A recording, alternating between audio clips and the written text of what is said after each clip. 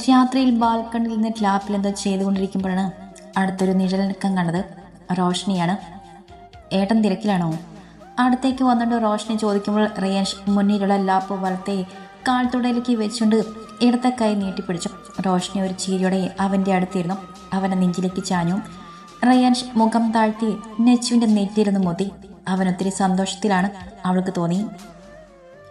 അതിന് കാണാൻ അധികം ചിന്തിക്കേണ്ടി വന്നില്ല. ലച്ചുവിനെ പിരിഞ്ഞു തന്നെയാകുമെന്ന് ഊഹിച്ചു.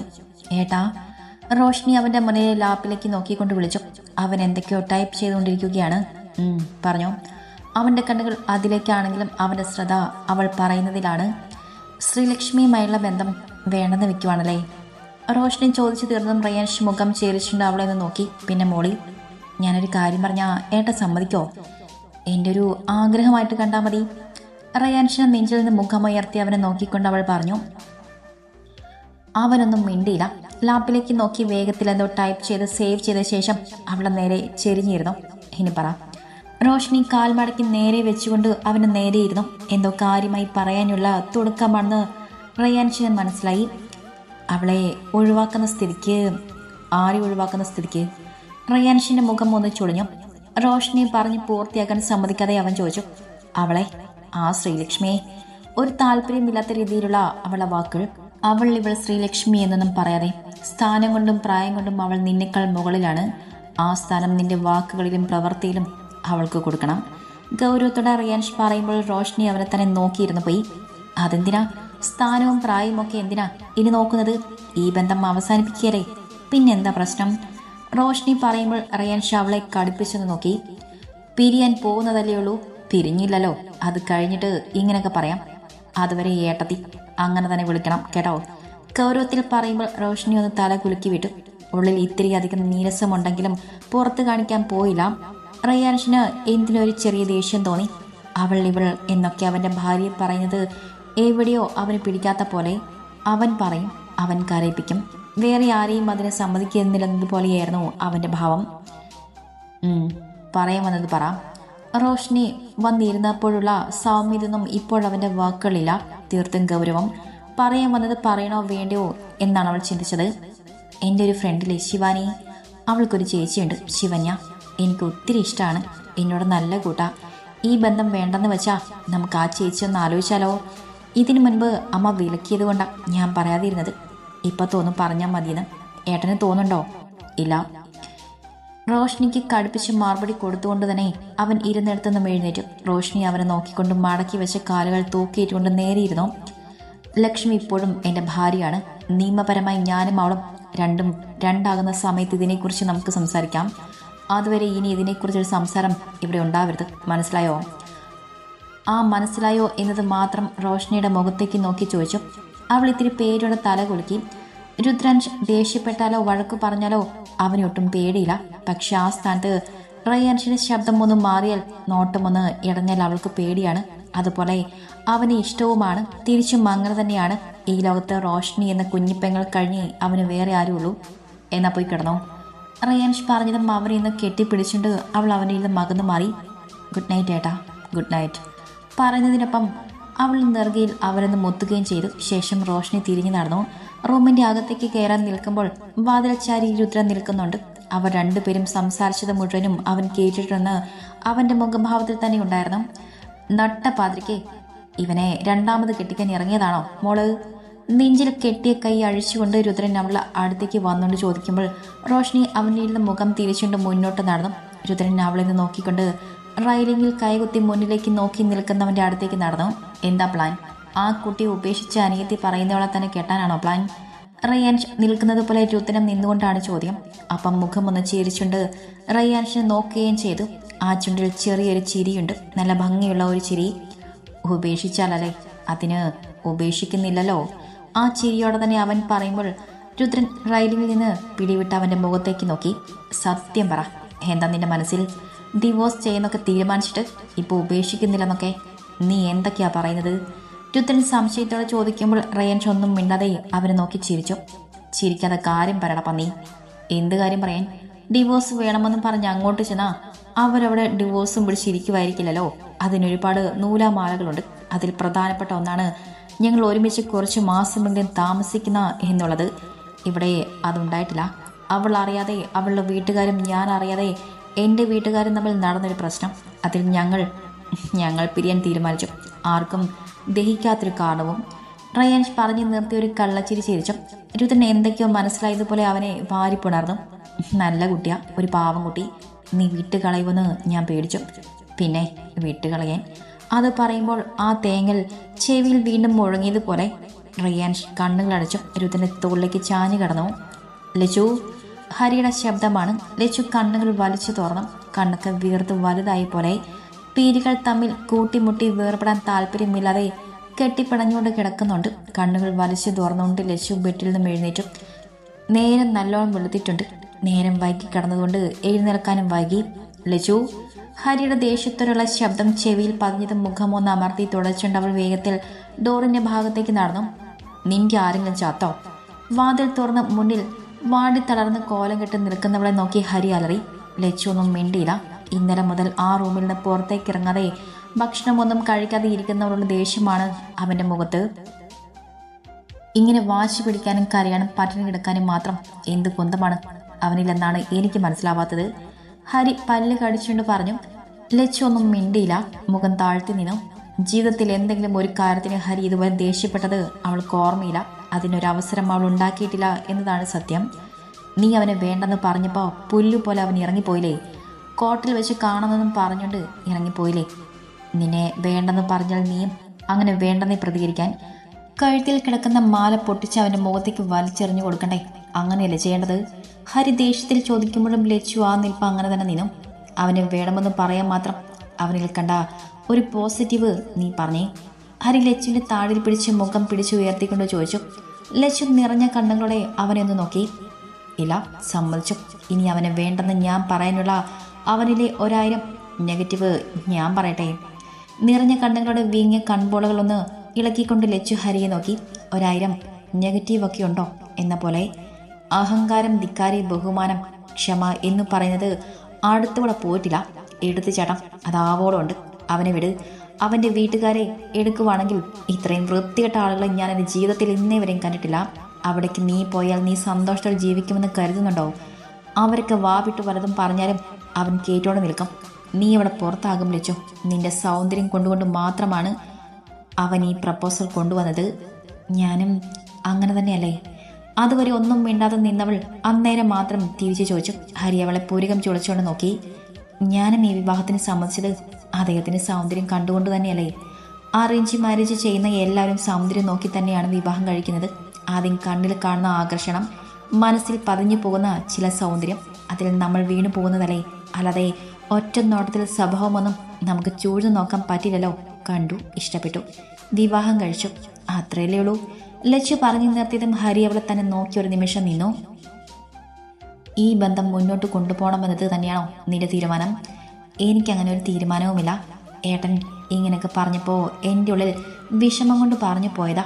പിന്നെ എന്നെ വേണ്ടെന്ന് പറഞ്ഞ ആളുടെ മുഖത്തേക്ക് നോക്കി താലി പൊട്ടിച്ചെറിഞ്ഞു കൊടുക്കാനുള്ള ധൈര്യമൊന്നും എനിക്കില്ല. എന്നെ വളർത്തി വലുതാക്കിയ ഏട്ടൻ തന്നെ പറ, എനിക്കതിനുള്ള ധൈര്യമുണ്ടോ? ലച്ചുവിൻ്റെ ആ ചോദ്യത്തിന് ഹരിയുടെ കയ്യിൽ മറുപടി ഒന്നും ഉണ്ടായിരുന്നില്ല. അവനേക്കാൾ നന്നായി അവൻ്റെ പെങ്ങളെ ആർക്കറിയാം? വേദനയുണ്ട്.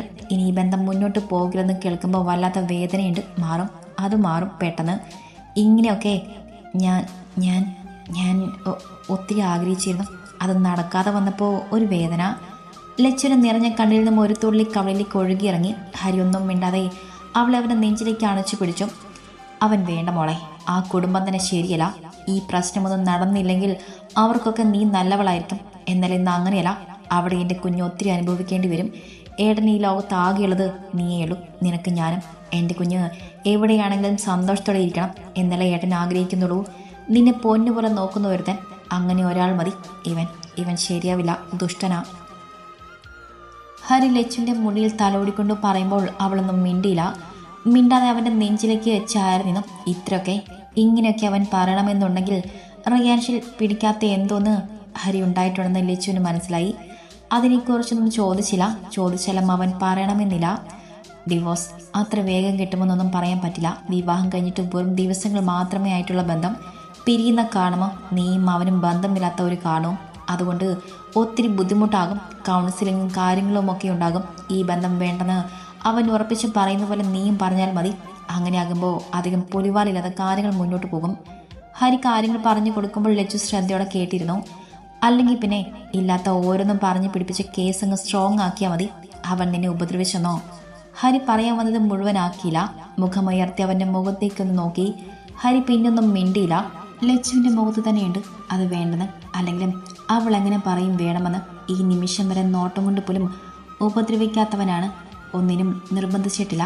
എന്ത് തീരുമാനം പറഞ്ഞപ്പോഴും ക്ഷമയോടെ കേട്ട് അതുപോലെ മറുപടി തന്നവനാണ്. അവനെ എങ്ങനെ കൊടുക്കും? അതിനൊന്നും കഴിയില്ല. ഇനി പോയി കുളിച്ചിട്ട് വാ, വല്ലതും കഴിക്കാം. നിന്റെ മട്ടും ഭാവവും കാണുമ്പോൾ എല്ലാവർക്കും സംശയമാണ്. ഹരി അവളെ അവനിൽ നിന്ന് മകത്തിക്കൊണ്ട് പറയുമ്പോൾ ലച്ചു പുരുകമിച്ച് ഒളിച്ചുകൊണ്ട് അവൻ്റെ മുഖത്തേക്ക് നോക്കി. വർഷങ്ങളായി പ്രണയിച്ച് വിവാഹം കഴിച്ചവരെ പോലെയാണ് നിങ്ങൾ.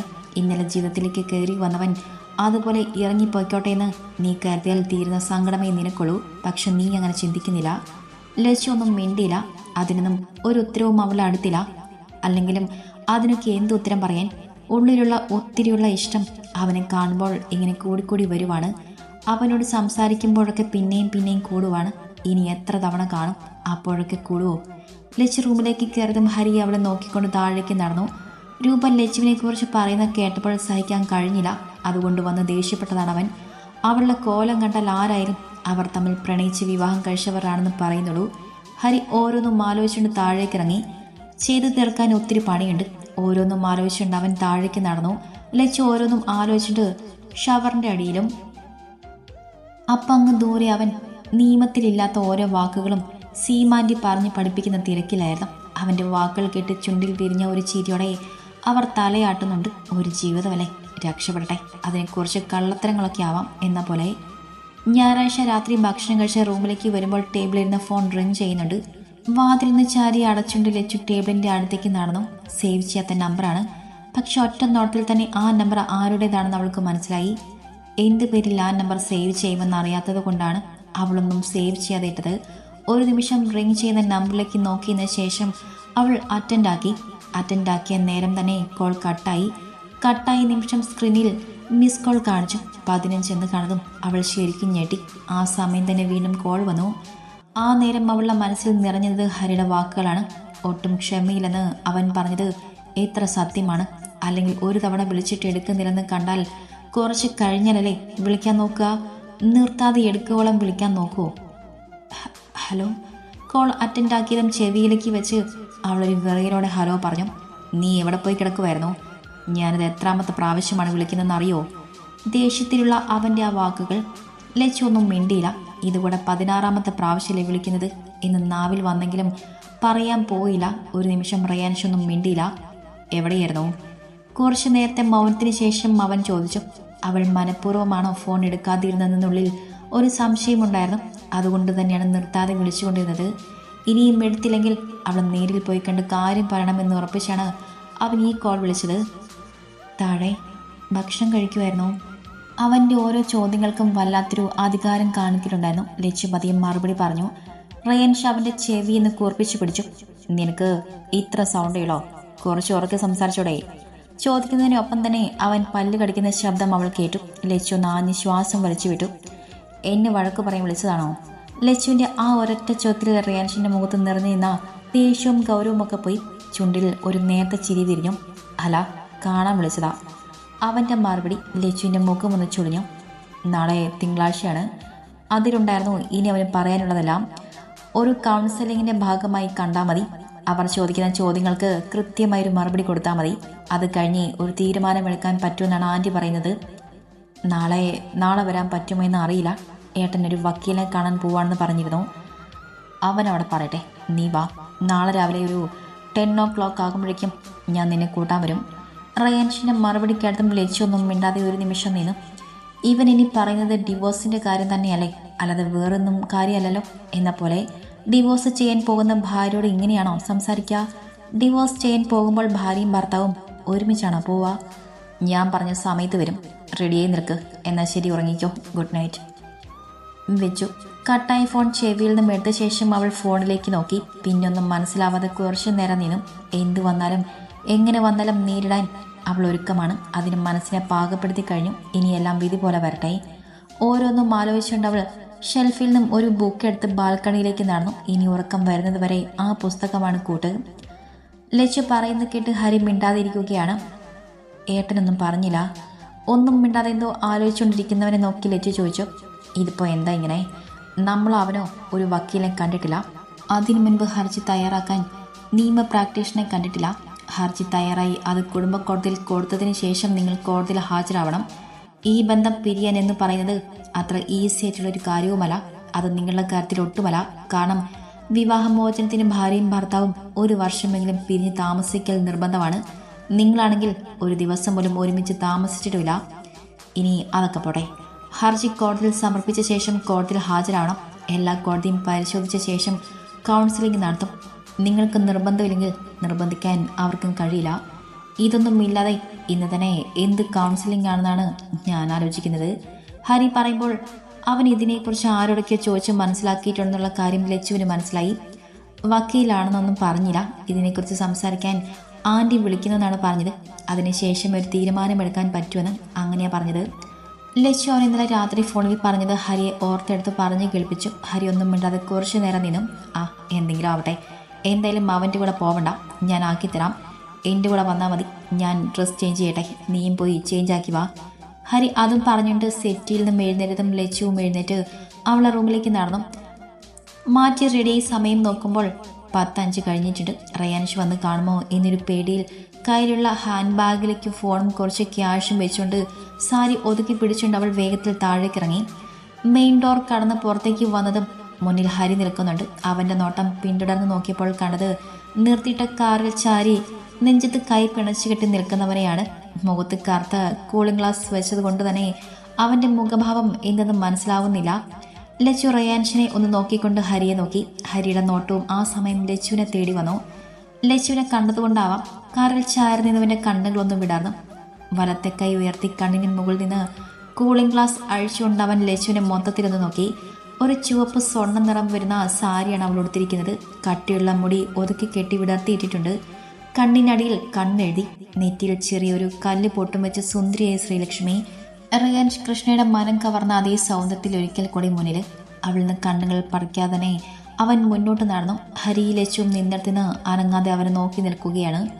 പോകാം.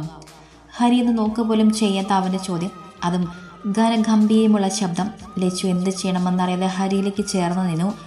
റയാൻഷിൻ്റെ കണ്ണുകൾ ആ സഹോദരനിലും സഹോദരിയിലും ഒരുപോലെ പതിഞ്ഞു.